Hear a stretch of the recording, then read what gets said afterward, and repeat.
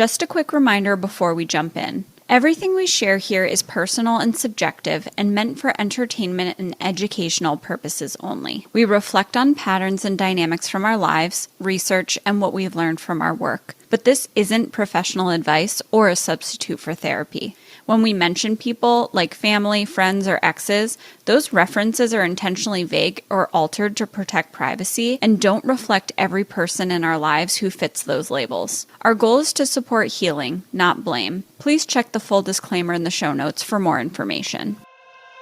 Welcome to Self-Centered, the podcast that's all about you. We're your hosts. I'm Allie, a therapist and life coach. And I'm Katie, a fitness coach and personal trainer.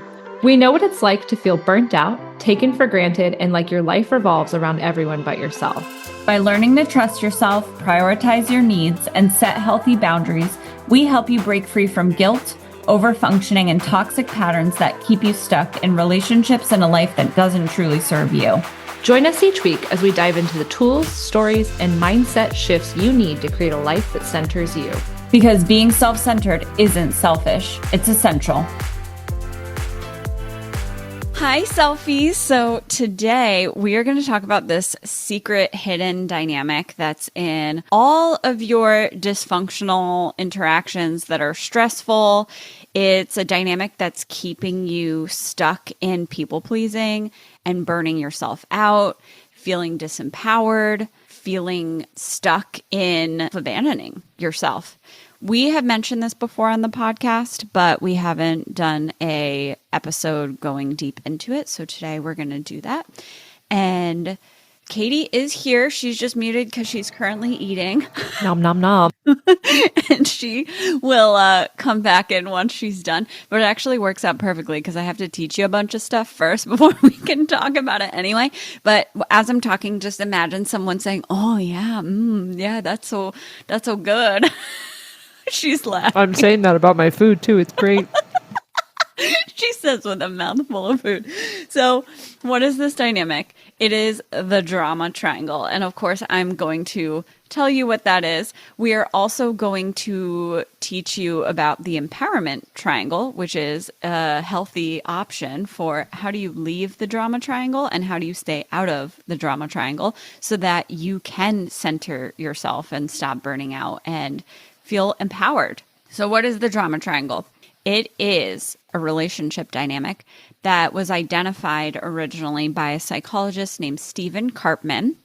And the drama triangle has 3 roles: the victim, the persecutor, and the rescuer. So in relationship or social interactions, everyone in that interaction is either the victim, the persecutor, or the rescuer, and you can totally move around. You're not just one all the time. So the victim feels powerless, helpless, and wronged. Their mindset is, this is happening to me, and I can't do anything about it. When I have felt stuck in the victim role of the drama triangle, I've always described it, and you've heard this before on the pod, as hopeless, helpless, and trapped is how I felt. And that is very much victim role. This is happening to me and I can't do anything about it. And there is a difference between being a true victim and a victim role. You can be experiencing both of those at the same time. So I, at the time, was a victim and things were happening to me, but I could do something about it. And that's what kept me in the victim role of the drama triangle. And I will talk more about my experience with this a little bit later on. The next role is the persecutor. This is the person who is seen as the bad guy, that they are the problem. This is your fault. You're the problem. That's the persecutor when you're pointing fingers at the persecutor. And then the rescuer, the last role, that jumps in to fix things, often without being asked. So their message is, don't worry, I'll save you, even if it means abandoning myself in the process. And don't worry, we're going to give you tons of examples of real life situations and how the drama triangle looks in those examples. The problem with these roles is that none of them are healthy, right? You just stay stuck in these cycles of blame and guilt and reactivity. And it's exhausting no one really grows. Like no one's really taking responsibility for themselves. Like even the victim, right? The victim is just focused on this is happening to me, but they're not focusing on how do I protect myself? So sometimes you start as the victim, but in the moment, then when you fight back, then you're seen as the persecutor. And then you might swoop in as the rescuer, rescuing the people who see you as the persecutor, right? Like, oh, actually, no, you think I'm bad? Oh, actually, I'm going to be good. Actually, let me take care of you. And then you feel resentful over time. And then you go back to feeling like the victim. So you stay stuck in this drama triangle, and it just continues to generate shame and guilt and resentment and frustration and disempowerment, feeling hopeless, helpless, and trapped. So we want to share this dynamic with you in detail so that you can identify when it shows up in your life, when it has shown up in your life, and what you can do differently so that you can get out of it. Oh, Katie's back. She's a fast eater. It's the opposite of me. I'm so slow. So here's an example. So let's say that your friend asks you to dog sit and they say, hey, can you dog sit this weekend? You can't, or it would get in the way of your wellness, right? Or your self-care time or whatever. So you say, no, I can't. Sorry. Wish I could. And then they respond with, wow, I guess you don't care about me. I thought we were close. I thought I could depend on you. So in that situation, your friend is taking on the victim role and you are being put into the persecutor role. What might it feel like for you being put into the persecutor role? You might feel guilty. You might feel shame, feel like you're being selfish. You might be scared of conflict or scared that this is going to impact your friendship and maybe lead to it ending. You might have some beliefs of like, oh, I've done something wrong by disappointing them. Or if I was a good friend, I'd say yes. Maybe I am selfish or lazy or whatever. Or there might be, it's my job to make them feel better. So you internalize the persecutor label if you're in the drama triangle. And you're like, oh, I am being selfish. And to escape that role, because of course you don't want to be a bad person, you drop the boundary of saying no and you shift into the rescuer role where you say, oh, actually, I will do it for you. I'll make it work. I'll give up my rest time, the only rest time that I get this weekend, and I'll do that for you. And the other person just stays in the victim role during that entire time, right? Like you move from persecutor to rescuer, they're still the victim.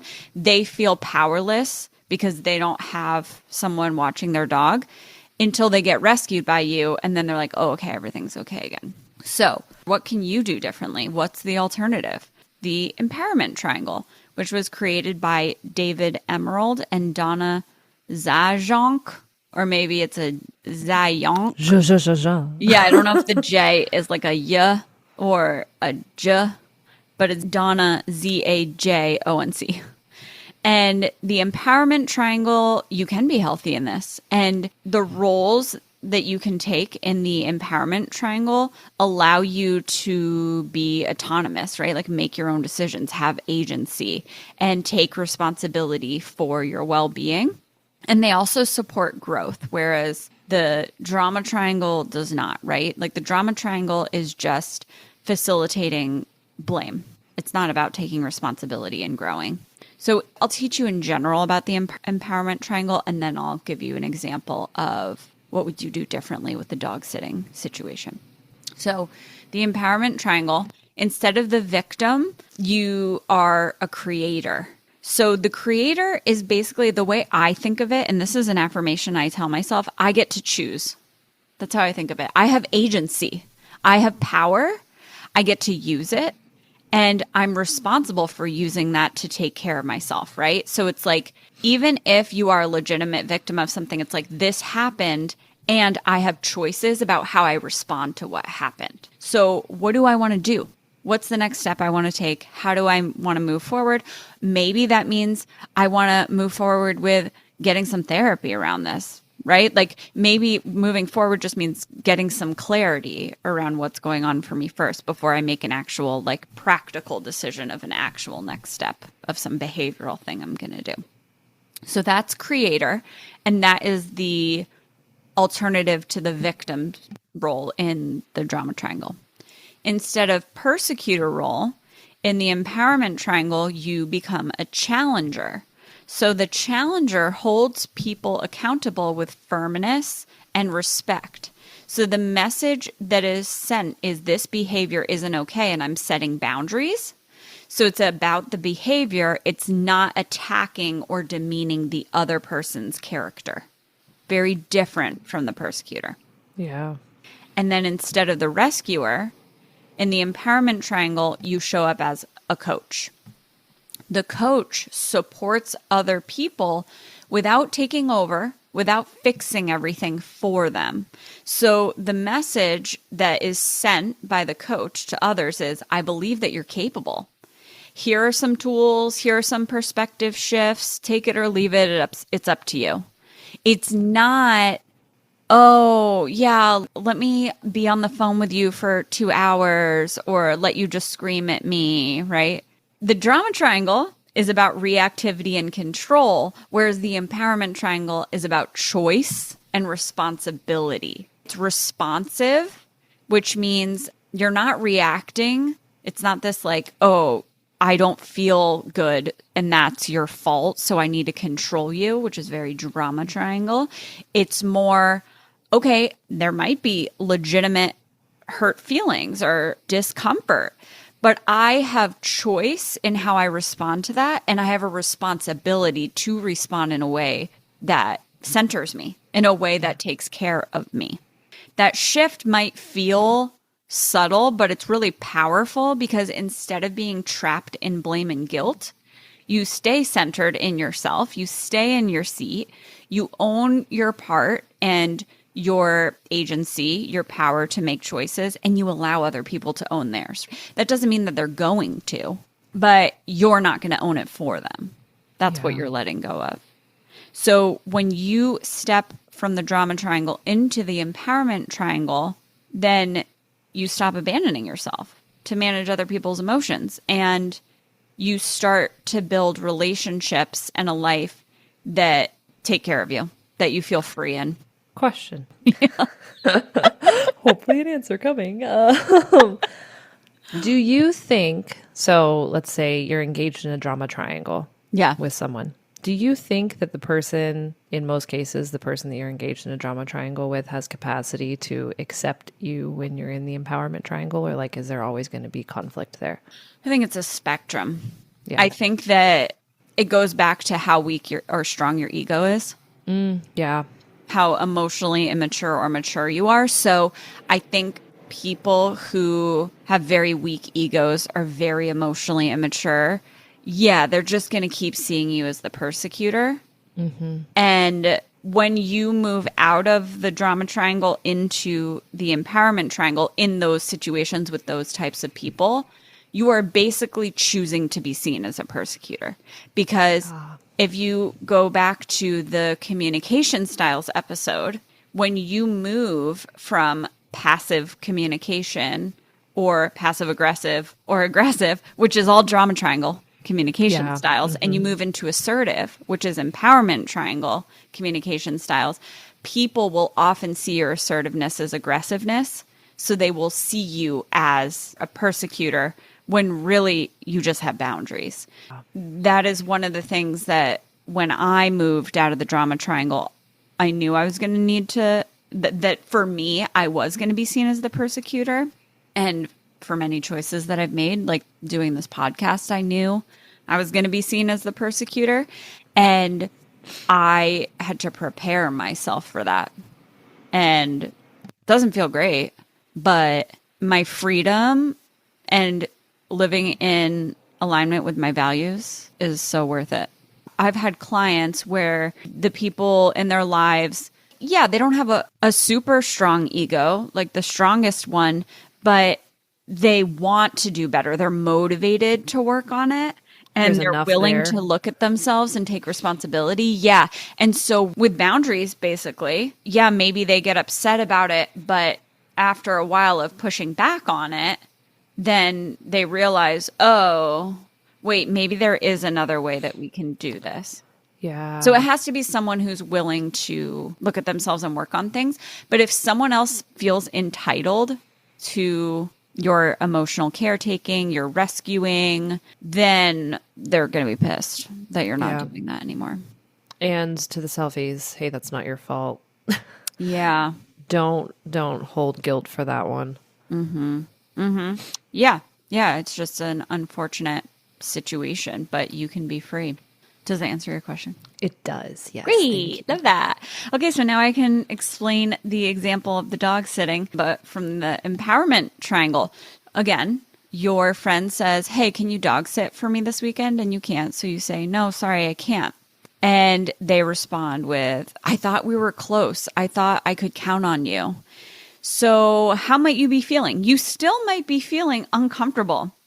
You don't like them being upset, and you are sad for them or like kind of stressed for them that clearly they need a dog sitter and you're not going to meet that need. So they still have a need that's unmet. Like that's uncomfortable, right? So like just because you're moving into a healthier way of dealing with things does not mean it's all rainbows and butterflies and puppy dogs. So the discomfort might be there, but there's also this sense of integrity and like I'm honoring my truth and my needs and I'm staying in my seat, and relief too of like, I don't have to overextend myself. The beliefs here that are going to support you in the empowerment triangle are disappointing someone isn't the same as harming them, and boundaries protect relationships and my well-being, or healthy relationships and my well-being. Because if they're going to stop being friends with me over this, then, filter, right? It's a bummer, but it's a filter. You might respond from a creator role of, I need rest this weekend, but I can definitely dog sit another time. And I'm more likely to be able to if you give me ample heads up so I can save that time. As a challenger, you would say, I care about you, but I won't sacrifice what I need or my limits. And if you want to, from a coach role, you can say like, I trust that you can find another solution. And also, side note, if they don't find another solution, that's a natural consequence of them not identifying a dog sitter sooner. Right, yeah. They could have planned ahead. That's on them, right? If you choose to own a dog, you are responsible for said dog and for all the things. Or they might have to cancel their plans. Exactly. That sucks, but that's not anybody's fault except for their own. Yeah. Or like, let's say that they did plan a dog sitter, but the dog sitter got sick or something, right? Like that's not their fault, but unfortunately that is something that they're responsible for. So yeah, you got to be there for your dog. Yep. So the end result of that kind of response is like, yeah, you still don't feel great, but you're like, ooh, I respect myself, right? I've set these boundaries. This person is either going to be able to accept that or not. And I trust myself that I can take care of myself. Whereas the example from responding from the drama triangle is like, well, now I'm resentful because I'm doing this. It's going to impact me and maybe burn me out because I am dog sitting and now I'm pissed at them and it just doesn't feel good, and I don't trust myself and I'm letting myself be walked all over. So I feel like I don't respect myself. And I'm maintaining so many things to feel at once too. I mean, it's like, it's not just that you're feeling difficulty within like not honoring yourself, but you're also feeling the guilt of all of these emotions and like pressure regarding, someone that you care about. That's like you're being attacked on all ends. Yeah, totally. That's a really good point. It's a lot more complicated. It is. Yeah. Yeah. Can you think of any times that you have in the past or currently experienced being stuck in the drama triangle and or moving into the empowerment triangle as a selfie? I absolutely can. And one of the things I was doing is, so this reminds me of a very specific situation with my ex-husband, and I have receipts. The reason why I was thinking that is like the verbiage is exactly this. Like it just is a really good example of these are things that someone might say or ways that it might come across. Yeah. Very minimal, brief context. My ex-husband and I had been having issues for a year. I had said, hey, it's not going to work. We need to get a divorce. I've been asking for help for all this time. and you haven't even shown up, not once. And I'm at the point of completely losing myself.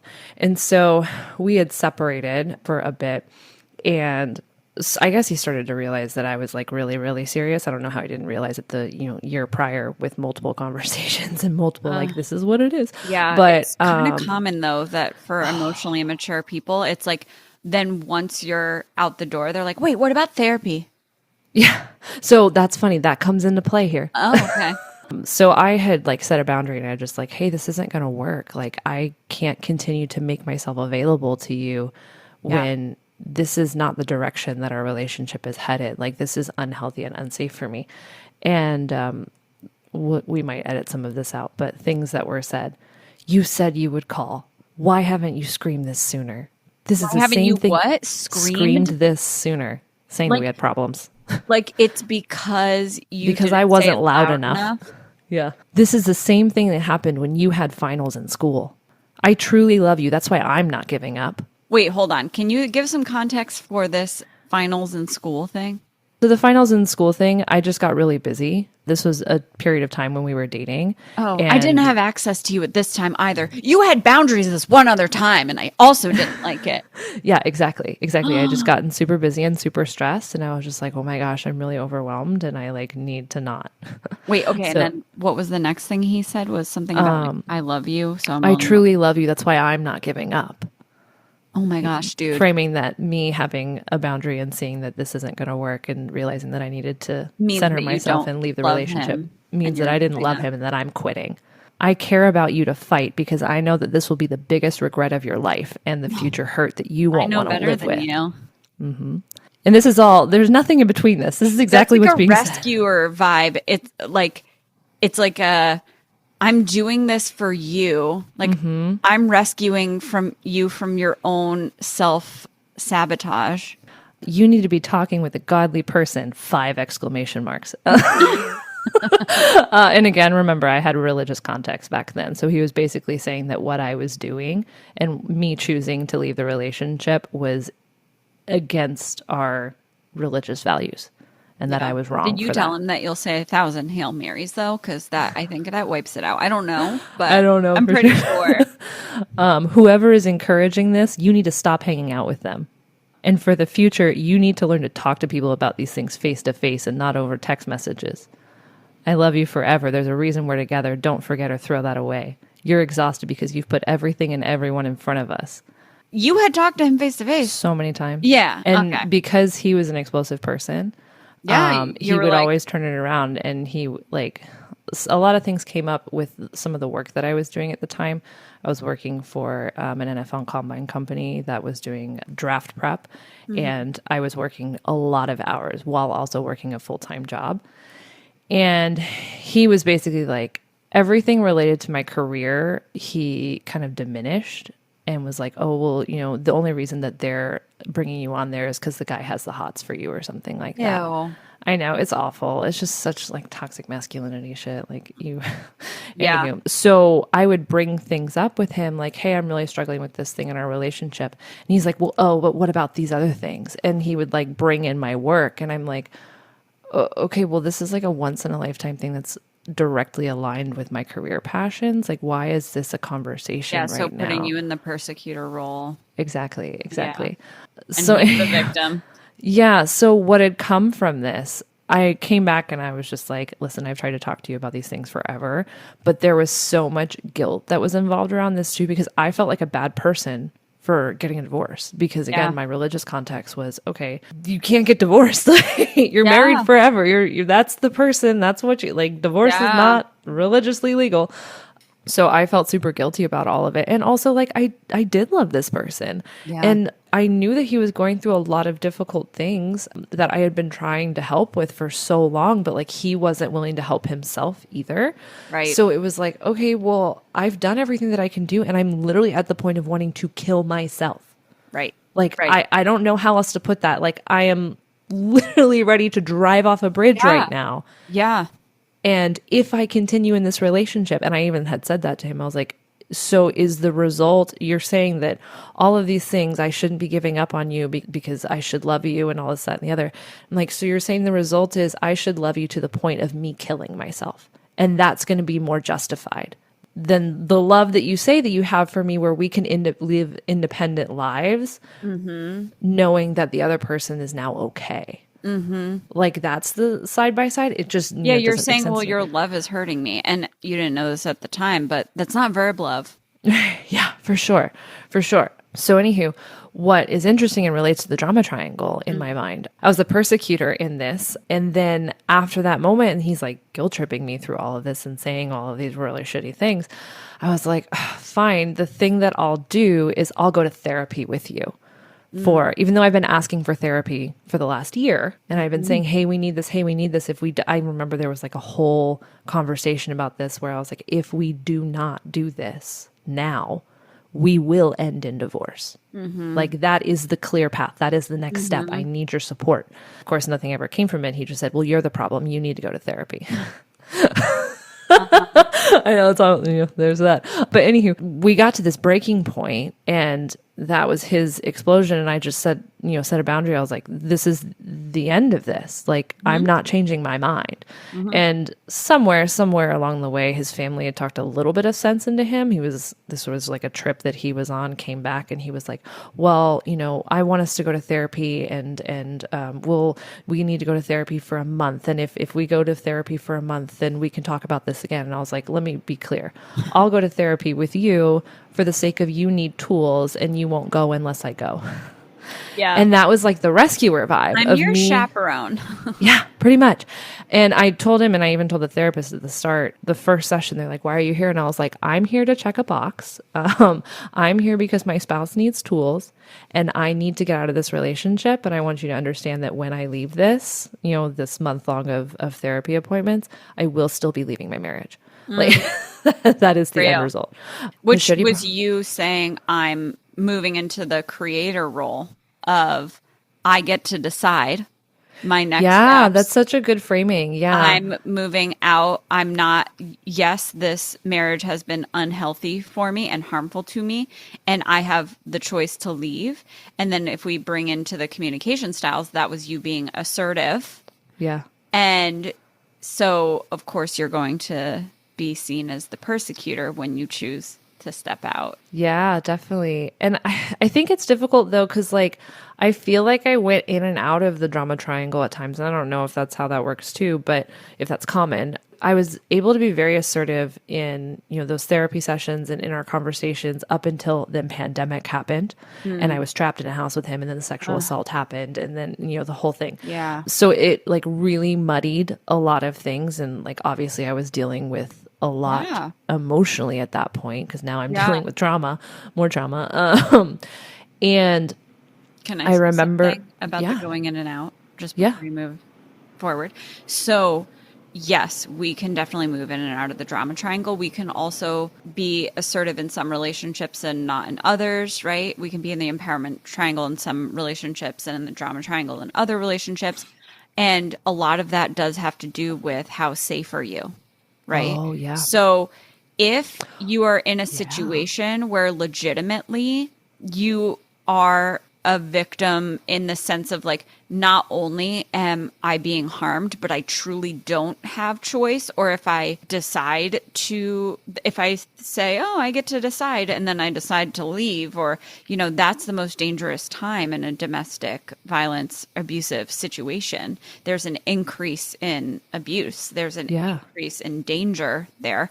So if you're staying in the drama triangle by staying as a rescuer, then that's what you needed to do in order to protect yourself, right? That is such a good point. So I'm really glad that you brought this up, because it is really important for us to say to the selfies, if you are in an abusive situation where you stepping into the empowerment triangle is going to get you killed, then you need a safety plan. Like you need to reach out for help and resources. Wow. That. Okay. That's so intense for me right now, because that gives a lot of framing, because as I'm reflecting on that experience, saying all those things and like setting those boundaries with my ex-husband were challenging. And I remember even in the therapy sessions, I was very walled because I had to be, right? And that was like how I was sticking to my decision, knowing that like this is really hard and I have a lot of feelings around it and I didn't want this to happen, but I have to have it happen in order to protect myself. And so that was, it sounds like that was me more in the empowerment triangle of, okay, I'm making the choices to protect myself. Yeah. I'll be viewed as the persecutor. But then that moment of harm happened, of like really intense harm. And that's when there was a shift of what I was doing and how I was responding to the situation. So again, I've mentioned this context before, but like lockdown happened and I was locked in a house with this man for multiple weeks. He was like, anytime I left the house, he was tracking my phone and my location. Like it was not safe. And I knew it was not safe. Like I was in constant anxiety. So like PTSD, panic attacks all the time. I've literally fled the state to live with my brother for a few weeks to get a housing situation secured. Oh my gosh. And then came back, and that's when the assault happened. Yeah. And after that, I remember like I felt so guilty about everything because I was like, oh my God, I'm harming him, right? And so I was the one that processed the divorce paperwork for both of us. He didn't fill out anything. He didn't do any of his own shit. He was like, you need to deal with this. So all he did was sign it. Yeah, exactly. And then he, fibbed his financials.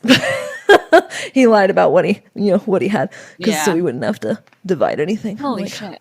Yeah. So I know, right? And so, reflecting back on that, and I remember literally every interaction with him after that moment.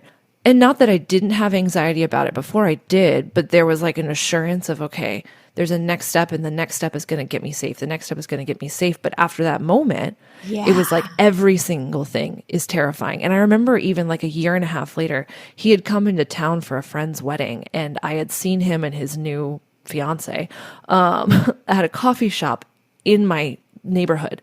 Yeah. Like just a random thing. I was driving by, I looked out the window and there he was standing outside this coffee shop, full-fledged panic attack for like, and again, all the flood of emotions and guilt and freaking out and shame.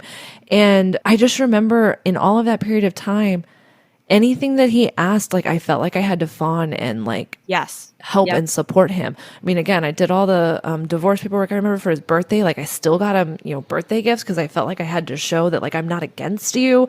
Like it was a whole weird thing.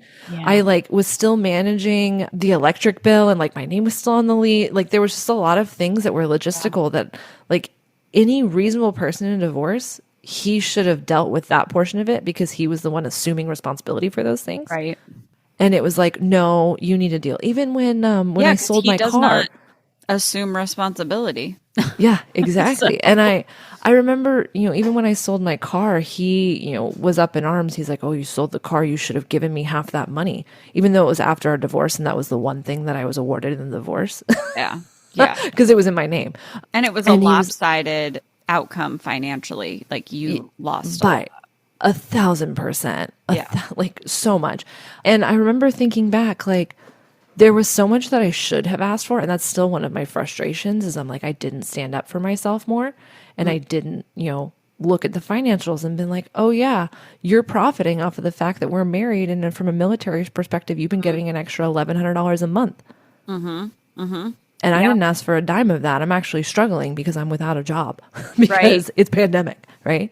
Yeah. But the car thing happened. He got mad about that. And then those, the Golden State rebates or refunds or whatnot from the pandemic, like assistance came through. And because it hadn't been tax season yet, so we both hadn't filed our taxes as single then, my rebates went to his account. And he just kept up. Yeah, and I ended up sending him demand letters and threatening litigation, and because he doesn't have that insight. Oh, this is what I was going to say was that, you are still upset with yourself that you didn't ask for more, like really what you deserved.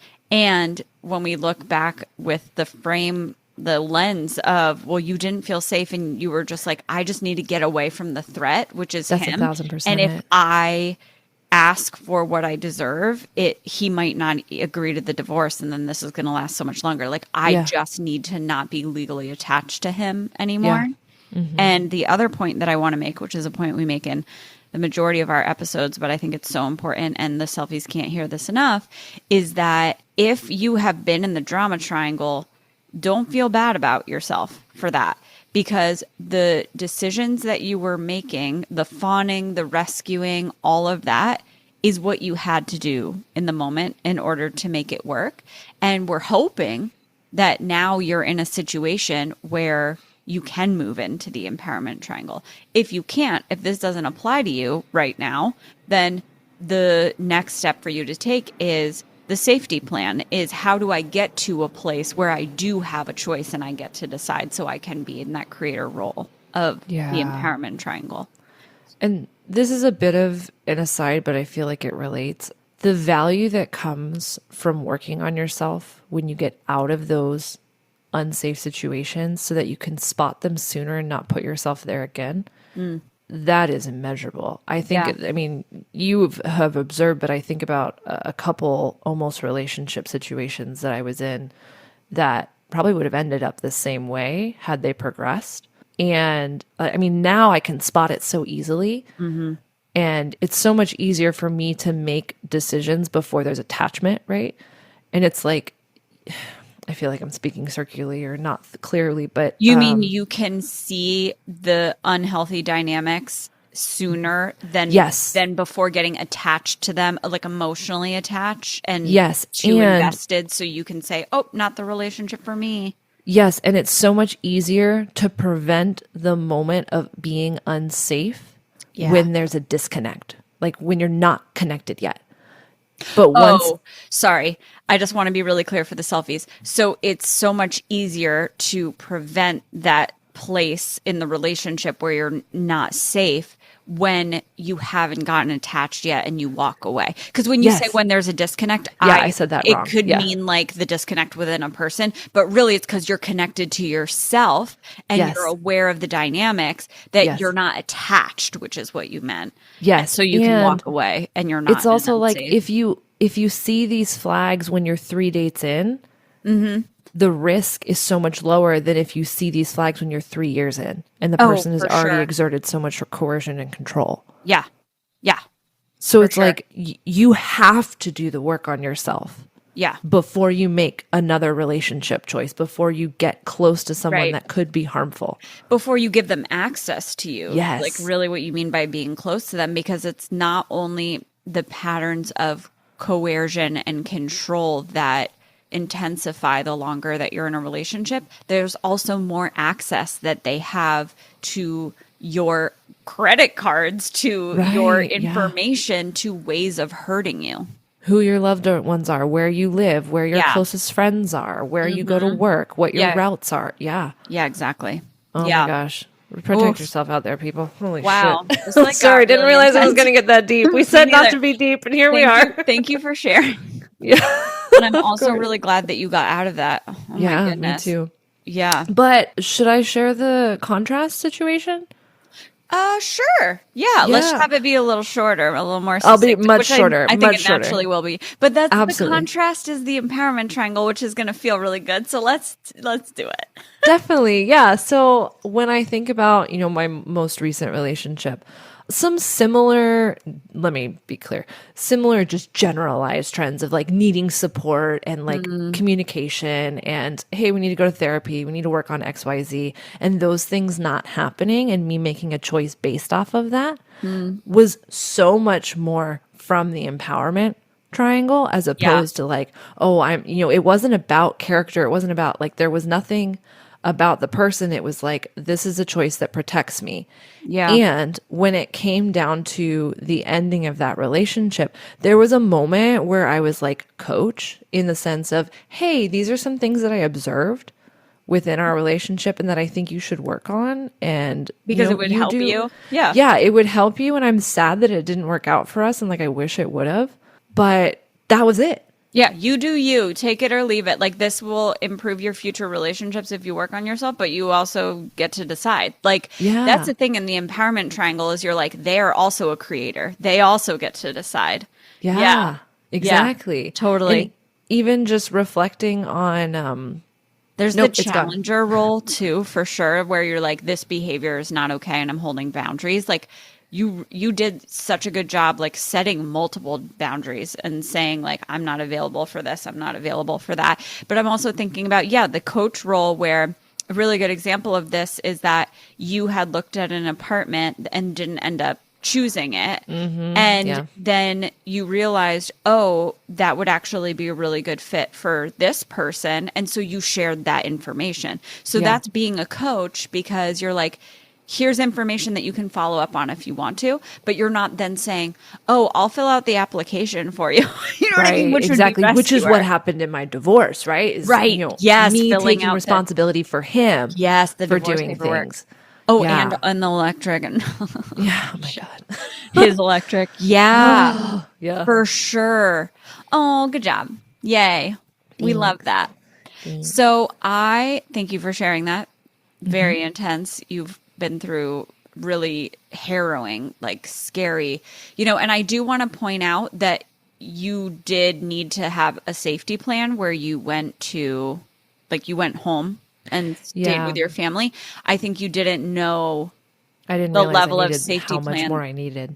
Yeah. And I think that's an example of what the research shows, what the statistics show, which is that leaving, creating distance and separation in a domestic violence relationship is when the violence increases, when you're less safe. And so that might have been a response to you leaving, which is not you doing anything wrong, of course, but it's basically this like, I don't have as much control over this person anymore. My coercive control is not working as much. So now I have to, Yeah. How are you doing? Are you okay? We're okay. Yeah. Okay. All right. It's a testament to therapy, though, and I highly recommend, again, go to therapy. My therapist said that this would happen one day, and it is true. It's more and more like this now that I've done like brain spotting and like really worked through a lot of the traumatic events. It's a box I can open up. Yeah. And I can see the experience without as much intense flood. And there's still like trickles of emotion that come in, but it's not an overtaking experience anymore. Yeah. It's trigger, like it's not triggering anymore. I mean, which we could talk on another episode about what triggering is, but triggering is like without your consent, being triggered is like you are having these automatic experiences. Yeah. Whereas now it might feel uncomfortable. It might bring up a lot of really unpleasant emotions, but you're not being hijacked by it, which is, I think what being triggered is. Yeah. All right. I'm going to share a couple quick examples from my life. So for me, I was in the victim role of the drama triangle in my family, and I kept trying to get people to rescue me. Like I was really hoping, because, this was like late teens, early 20s. So I was still kind of in that kid mentality too, of like, I just need to get these extended family members to understand that I'm a victim and I need their help and to rescue me. And that didn't happen. I mean, think about people in cults. It's the same kind of dynamics where it's like, or some religions, same exact dynamic where it's like, you go and you share this unhealthy thing or this harm or this abuse that's happening. And the response is that you need to pray about it, or the response is that you are the cause of your own. Like Nexium was a cult that was taken down, and they had this at cause. It was called at cause. You are at cause for your emotions. So whatever you feel is because you're choosing to feel that way. So basically, it's like cutting someone off from their internal guidance system of, this is saying that this person or this cult or this family or this religion or this way of thinking is harmful and damaging because, I caused this feeling, right? Yeah. So I was trying to get rescued by people who definitely weren't going to rescue me because they were in that dynamic. And so that kept me in these dysfunctional relationships longer. That kept me in the drama triangle, just cycling around these different roles. And yes, I had to move out of the victim role into the creator role of I get to decide. Like, yes, this fucking sucks. Yes, this is a really hard choice. And I need to take care of myself. I need to do this. Well, initially it was trying to actually like improve the relationship, and that didn't work. Then it was, okay, I'm going to set boundaries, and then that didn't work and things escalated. So then it was like, I need to set stronger boundaries around these other things. And then it just got to the point where it was like, oh, you can't interact with me. Like, you can't just have a normal conversation with me. So I guess we can't have a relationship. And that's how it got to no contact. So yeah, moving into the creator role was like, okay, I have to leave. I have to get therapy, and I have to build a life that's aligned with my values. And I was very future focused because it sucked in the moment, but it was like, I have to look at the light at the end of the tunnel, and that like I literally am creating and building what I want. Yeah. And that it will get better, and I have the agency and I can take control of my life. And then the challenger role, of course, was like, well, this isn't okay. So I'm holding boundaries to protect myself. And that was really like enforcing no contact and like confronting unhealthy patterns before no contact, because I was attempting to improve them before I realized, well, they're not going to improve. Yeah. And I think I still, even after that, and still now, honestly, even to this day, this is something that I'm actually currently working on in therapy, is still a little bit of a rescuer role for me of like wanting to help other people still in that situation and sacrificing my mental health a little bit because of that. Because there's still, it's hard when you see that someone is a victim, but they don't identify that way, but you can see the harm and you know, and so I need to move out of rescuer. And that's really what I'm working on and going to do. I can support other people to like empower them to see their options, but they get to decide, right? Like they get to be the creator, they get to decide. And I can't martyr myself. Like I can't sacrifice myself or do it for them. So it's kind of just like offering compassion and maybe some perspective without over functioning or abandoning myself, or telling them like they have to do it, right? Because I have to respect that they have agency too. Like people have agency to stay in harmful dynamics. That's one of the things that therapists have to learn as part of their training, right? Because, really? Yeah, because we shouldn't be judging That's people. So true. Yeah. Yeah. That's just such a wild perspective. Like, and not in a bad way. Just like I had never thought about that. That same with substance abuse. Yeah, you have to cutting, like self-harm. Mm-hmm. Wow. Mm-hmm. Yeah. You have to respect that people get to decide to stay in unhealthy patterns, whether that's in themselves and self-sabotage and self-harm, or it's in relationships to people or substances or, yeah, I know.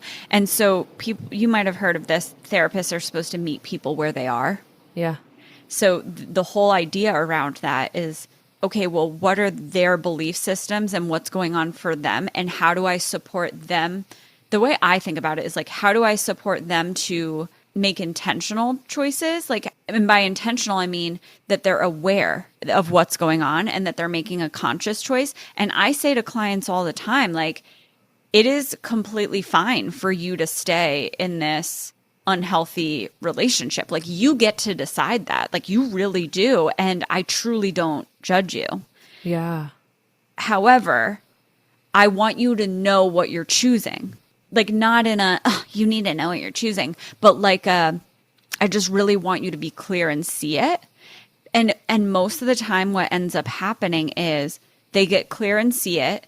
That brings up all the fear or the guilt or the shame. It brings up all the barriers, really the belief systems involved in the drama triangle. It brings up, oh, these are the patterns of coercive control that are happening. Here are the financial dependence, or like, you know, whatever it is. Here are the legitimate barriers to getting out. Oh, that's why I haven't looked at this closer, because I was scared that if I became clear about what was going on, that I wouldn't actually be able to make a choice. And then it usually for people, it's like, wait a second, though, I do want to leave. So now I want to look at that stuff. Yeah. But sometimes people do choose to stay in these situations, and that truly is up to them. And I truly don't judge them. For me, it's like, well, at least they know. Like, at least they understand what's happening. And at least when someone's abusing them, even though they're being gaslit and the part of them is totally brainwashed by it, there's a part of them that now knows this isn't personal. Like, this is just a fucked up dynamic. It really does give them power back, even if taking power back means that you're making a choice that's not necessarily for you. The fact that you made the choice at all, it's like, okay, it's not happening to them. Mm-hmm. It's happening alongside, like, them choosing as well. There's a better way to say that, but you get it. Selfies. Yeah. You get more. Yeah, exactly. So, yeah. Yep. And honestly, like, this podcast is part of the empowerment triangle for me, because the coach part is like, I can support others in finding their own power, right? In general, in my life, it is important to me that there are these things that I can share, because these are hidden dynamics. I didn't know what this was until we put names to it.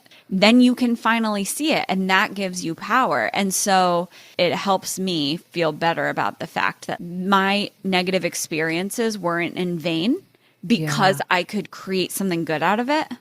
Yeah. And so the coach can help with that, versus being a rescuer would be like, and this is another thing that can happen for therapists who haven't, fully done their own work, is they can be in the rescuer situation and get way too invested with their clients even. Yeah. And it is this like, well, we talked about these skills or this, and you're still staying in this. You're not setting boundaries. You can't. No, this is harming you. And of course, we can validate and understand that, therapists get into this job because they care about people. Like our coaches, same thing, right? Because you want the best for people.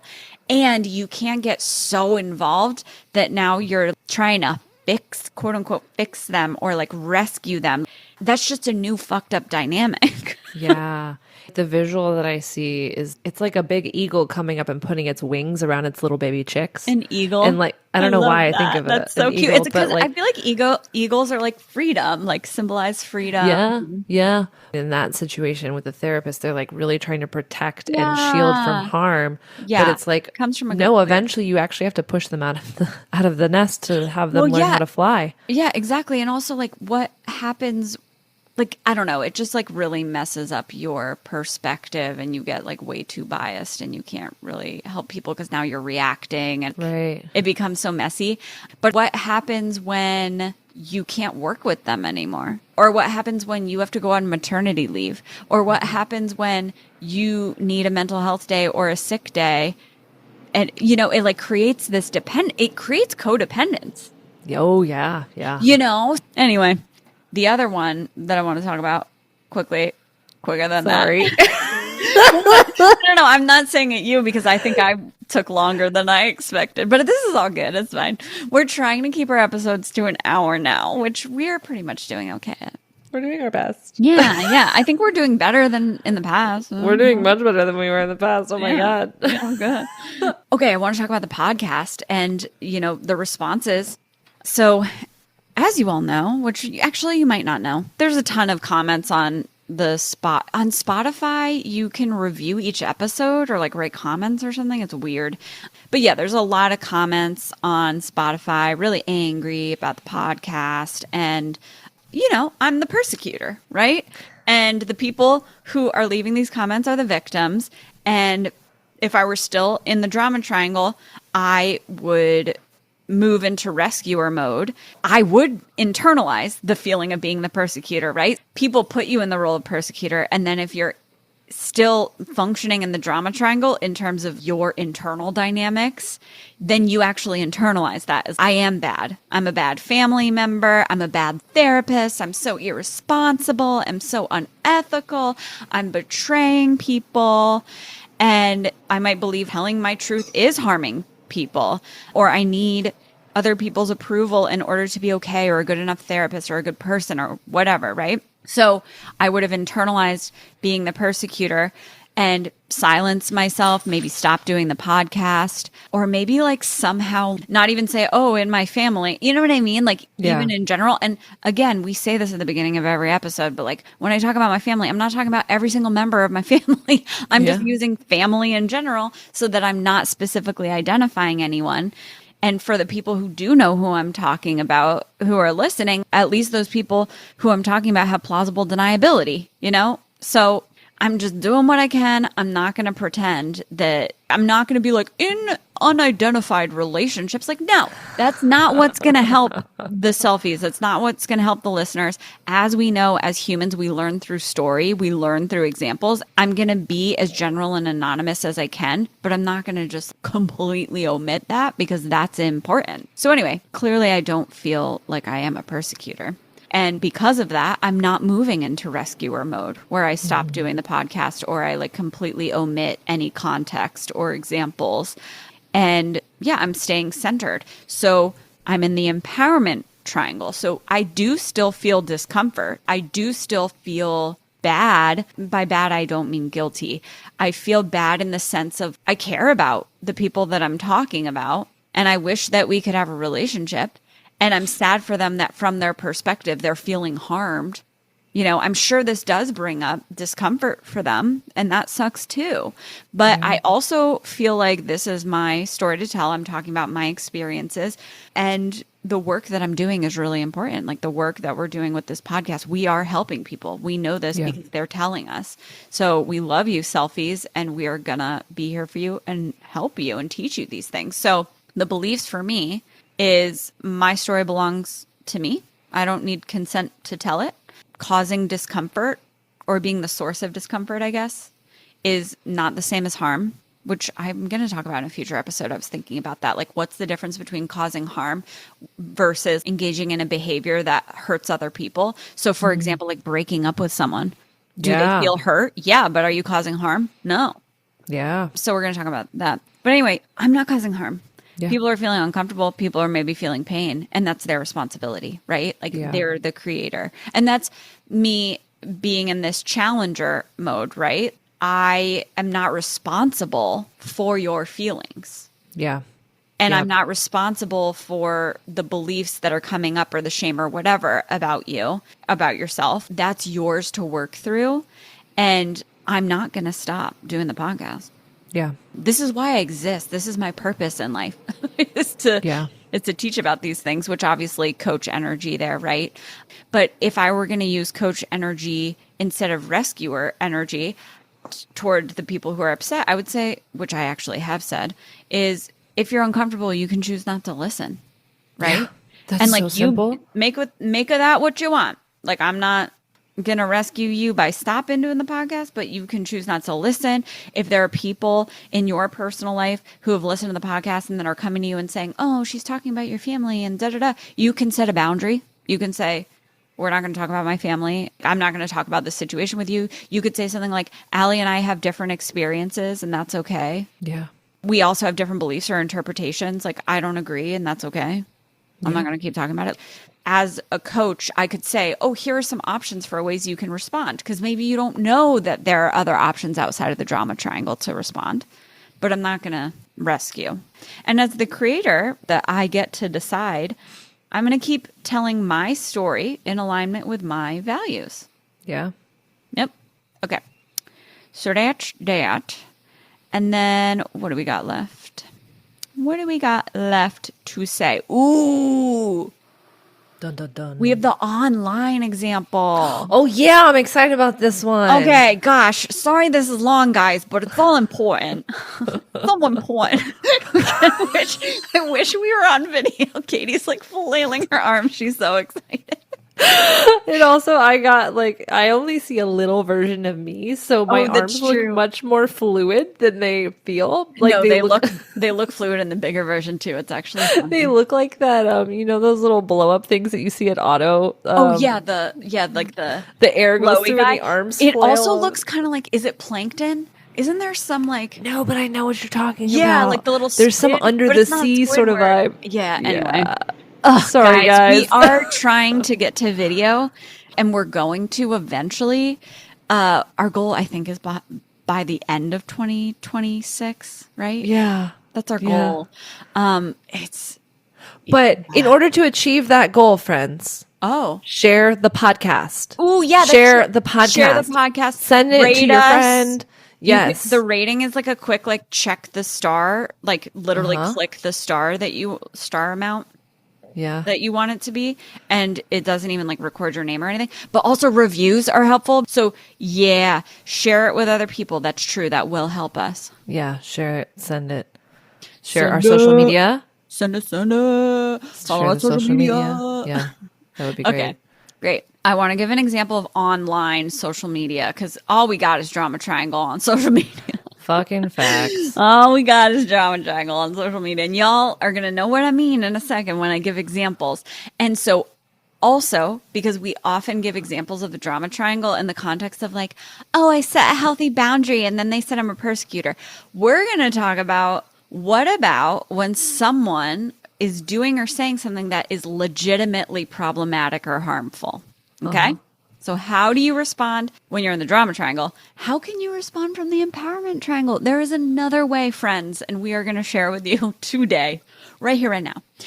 Let's say the example is there's a post and it says, people should just stop complaining about burnout. If you worked harder, you'd be successful.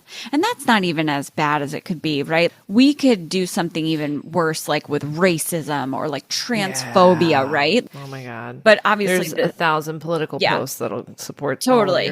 We're going to use this one because we don't want to be too triggering and it'll get the point across. But yeah, insert whatever fucked up thing that someone says that is harmful, that like if these beliefs are internalized, and they are by many people, then it leads to behaviors that legitimately harm people, right? If you're in the Drama Triangle mentality and way of being, you might comment, this post is harmful to people with mental illness, or like, this is hustle culture and that's not okay. That leads to burnout. And I feel attacked, right? I'm a victim here. Or there are people who are victims, right? Even though that's legitimately true, it's missing the creator piece of like, and I get to choose how I respond to this.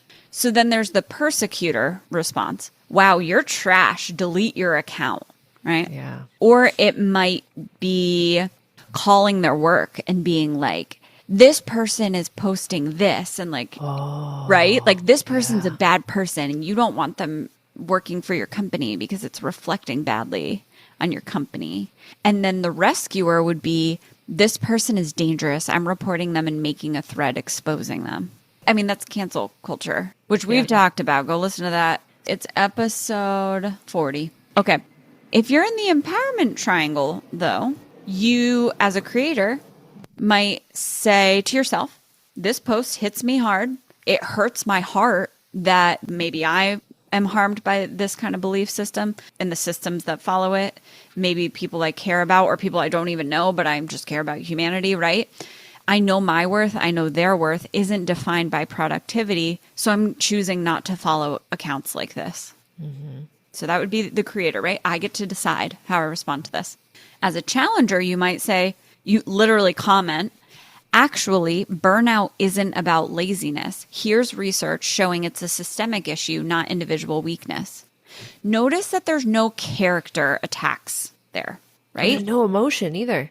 Yeah, exactly. Yeah. It's literally like, it's challenging it. It's calling out that, I mean, I think it's implying that it's harmful, right? Like burnout isn't about laziness. This harmful belief that you are perpetuating is not accurate, and here is information to what is accurate. Yeah. Right? By being a challenger, it's not you saying the creator response of I'm choosing not to follow accounts like this. That's you protecting yourself and your mental health. But if you want to challenge it and you want to create change or create opportunities for change, right? Because they get to decide if they're going to follow up on this. But you get to put research there. And that means whoever posted it has the opportunity to read it. They might not, depending on their level of maturity, right? It also means that other people who are reading it, who are feeling bad about themselves because they have internalized hustle culture. They've internalized that, oh, I'm poor because I'm lazy, right? Because I don't work hard, which is just BS. Yeah. They get to click on this link and see, whoa, it's a systemic issue. It's not me. And this systemic issue, this oppression and exploitation whoa, I so relate to that. I feel so seen. And this also helps me understand myself in a bigger context. Yeah. Right? To your point, yeah, you can't get out or change your context until you can actually, like, you can't make a choice until you can actually see the context you're in. You have to see what's hidden. Yeah, that hidden context or those hidden dynamics or those hidden systems. Yes. Yes. And that's why we here. That's why we here on Shelf Shattered. Yeah, totally. My southern self comes out sometimes. It happens a lot in pickleball. And I don't know why. So my biological family is southern. Mm-hmm. And I think like their accents come in sometimes. It's almost like my truest self is my southern self. I don't know. Anyway, okay. And then the last piece is if you want to be in the coach role. And of course, you can be any or all of these, right? Pick whatever you want, multiple choice or all the choices. From a coach role, you could comment if posts like this are triggering. Here's a list of accounts that talk about rest and mental health in supportive ways. Yeah. Offering alternatives. Right? So like, I'm commenting here, not against, like, I'm not getting into it, persecuting this, whoever posted this. I'm being a coach instead of rescuing the people who are reading this or trying to rescue them by saying, I'm going to cancel this person and like get them fired from their job, right? Which you could go listen to episode 41 of what do people actually need to take accountability after causing harm? Well, what they don't need is losing their jobs in order to take accountability, right? So like it's not actually rescuing anyone and it's actually not helping to change the issues, like the harm that's being caused or stop the people from continuing to cause the harm. So it's more like, okay, and eventually I will do an episode on accepting reality, which just means acknowledging reality, right? The reality is that this person posted this. That is a reality. The reality is that lots of people believe this shit. The reality is that there are systems of oppression and exploitation based on this belief, and a lot of people have internalized it. That fucking sucks. That's the reality, though. I have to acknowledge that reality instead of continuing to resist it and attack it or push against it, because that actually doesn't change it. Right. Like, it's actually ineffective. It does not change the reality to resist the reality. The way to change reality, and this is totally counterintuitive, is that you have to accept it. You have to acknowledge that this is the way things are before you can make a change, right? So, this fucking sucks. Here's a list of accounts that know that this shit's not true.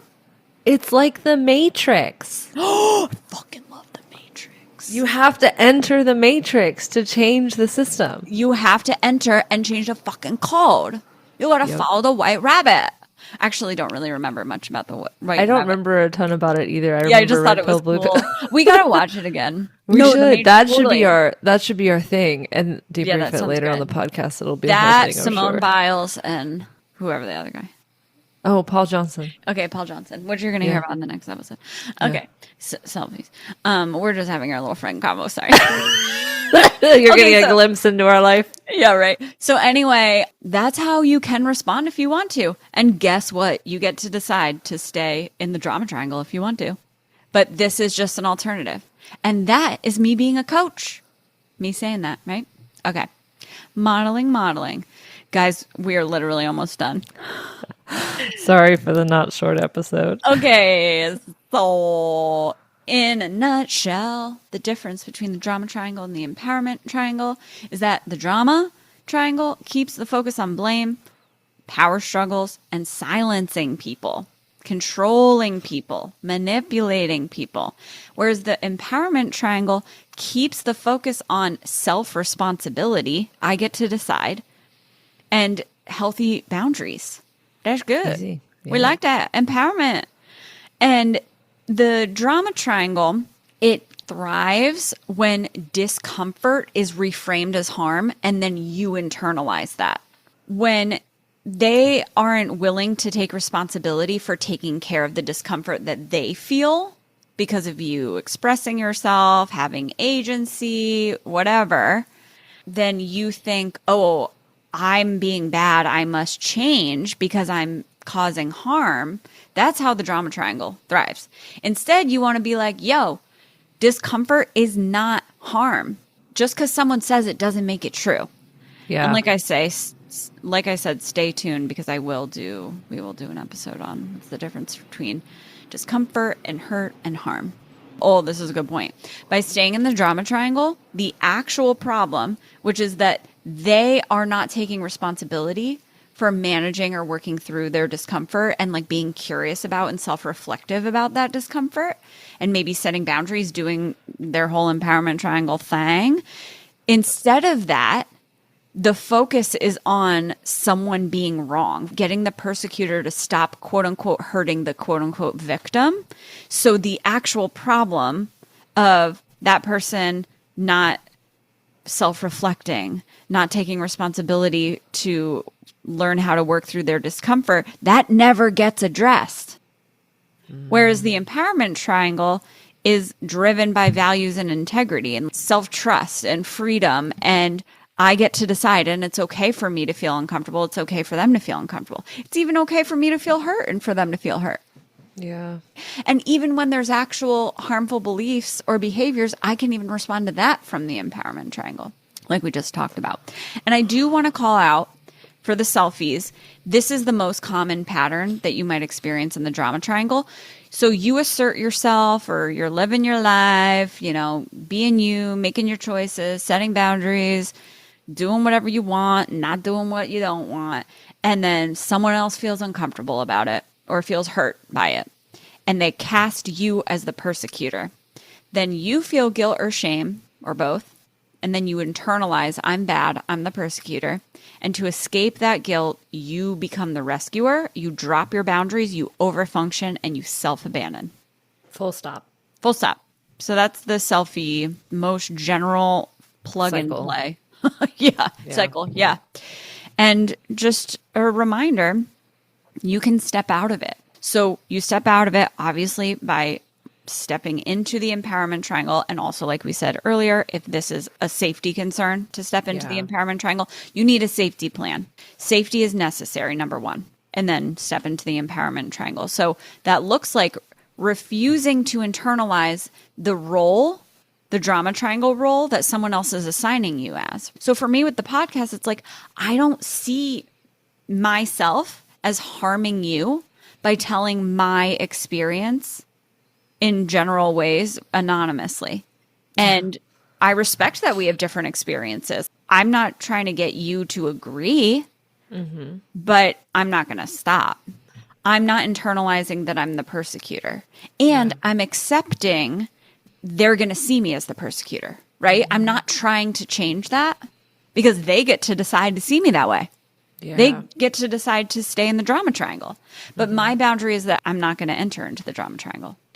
Then I'm also handing back emotional responsibility. So that's the next thing that you can do. So how you feel about my podcast is yours to process. And you can set boundaries for yourself around whether or not you listen, whether or not you engage. You can choose to set boundaries with how much you talk about it with the people in your life. And I stay in the empowerment triangle. So for the creator, what you want to do is that you want to focus on your values and goals. Staying in integrity with yourself, you get to decide.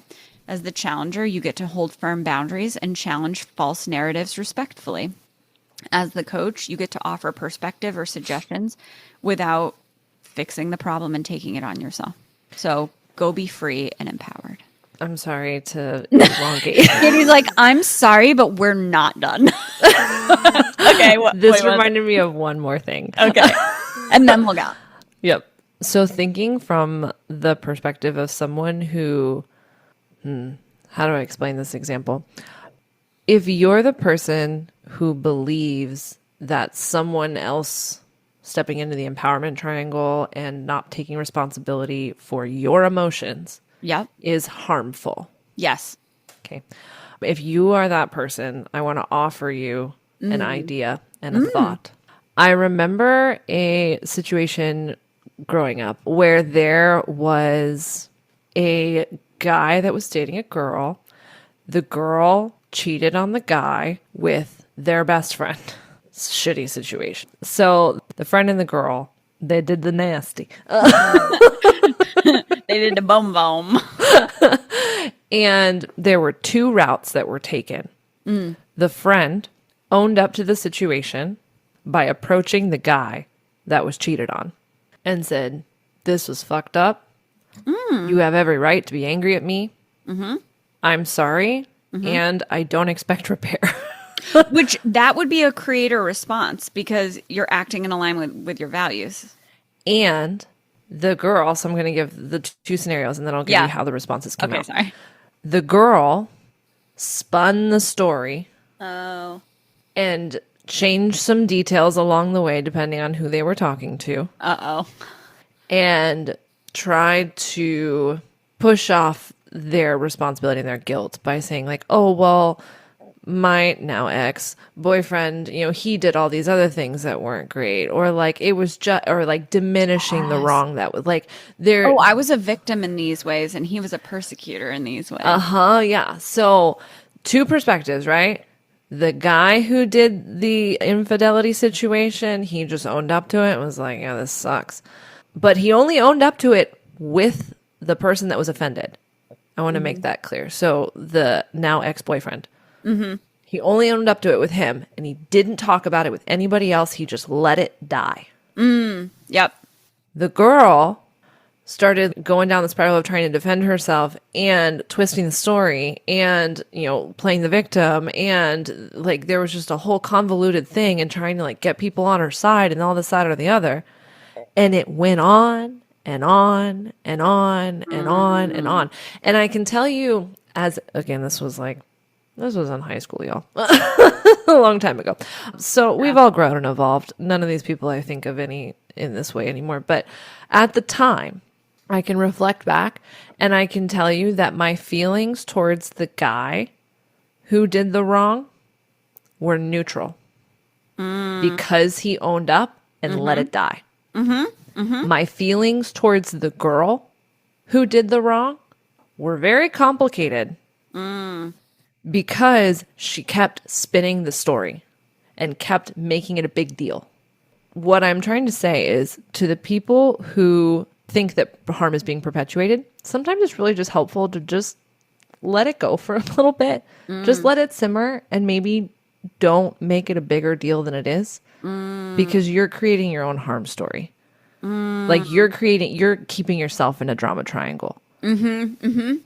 Right. Yes, for sure. Being in the drama triangle and responding as the roles in the drama triangle maintains the drama. Yes, exactly. Yeah. That's the way to say it. Thank you. Yeah. That's okay. Allie's got the terms. I got the stories. That's right. We're here. We're doing it. We're a good team. Yep. All right. Now we're done. We're done. All right. Bye, everybody. See you next week. Bye. Thanks for joining us today. We hope you've enjoyed this episode. Follow us on Instagram and TikTok at selfcentered.pod or connect with us at selfcenteredthepod@gmail.com. Stay self-centered and we'll see you next week. Bye. Peace.